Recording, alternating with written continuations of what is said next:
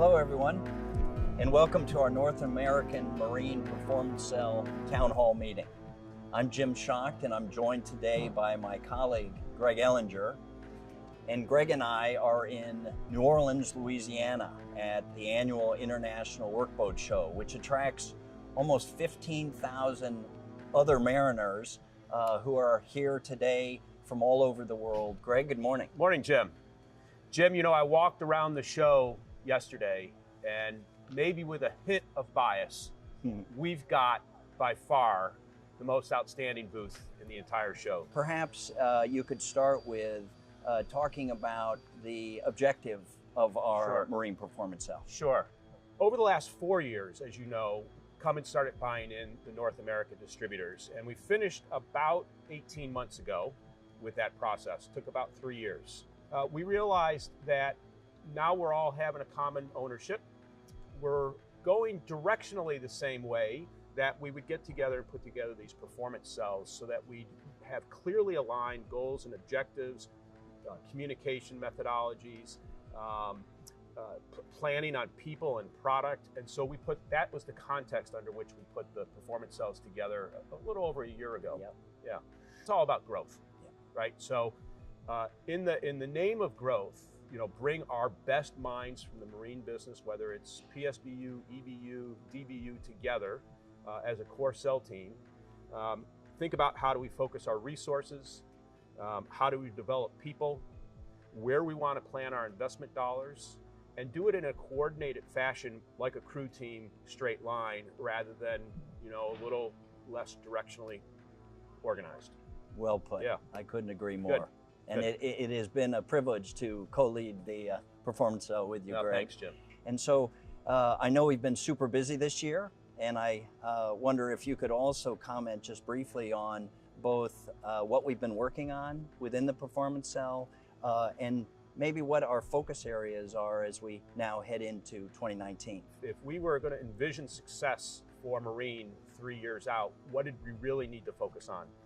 And we did a little bit of a KJ type of process and a C&E process, and we really tried to focus on people, product, and process. And we had 7 big initiatives that we focused on, and I think we made pretty good progress throughout the last year on that. You know, you and I have gone through and sort of rated them, whether we're green, yellow, or red on them, and it's going to be people, process, product focused, and with an eye toward, as you said, drawing on the strengths of those mariners that are out in the field and us providing them general strategic guidance as to the direction we want to go and let them execute. Exactly correct.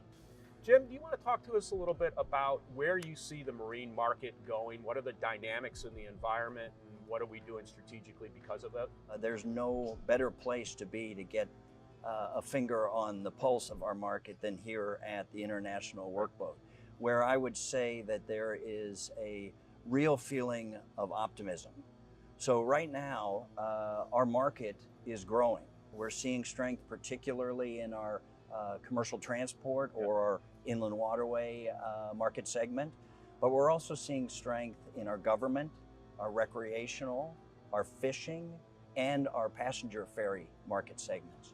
And even our offshore market segment, which, as you know well, has been depressed for some time, we're starting to see signs of recovery. Our strategy, very simply put, is to leverage our common strengths, our people, our capabilities, our products, and our service, as well as leverage our very, very highly valued customer relationships to grow share. Right. So to your point, we want to grow with the market, but we want to take share, and those combined to grow our overall business. Where now we are beginning to introduce our next generation IMO 3 and Tier 4 emission solutions into the market. So we're very excited about that.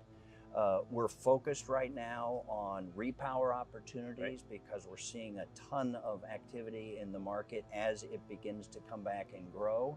We're also emphasizing our aftermarket capabilities and strengths because we think that's a real differentiator. And the final thing I would say is that we're investing heavily as a company in the marine market. As we go into 2019, we are actually increasing the amount of investment by almost 30% or a little bit more Right.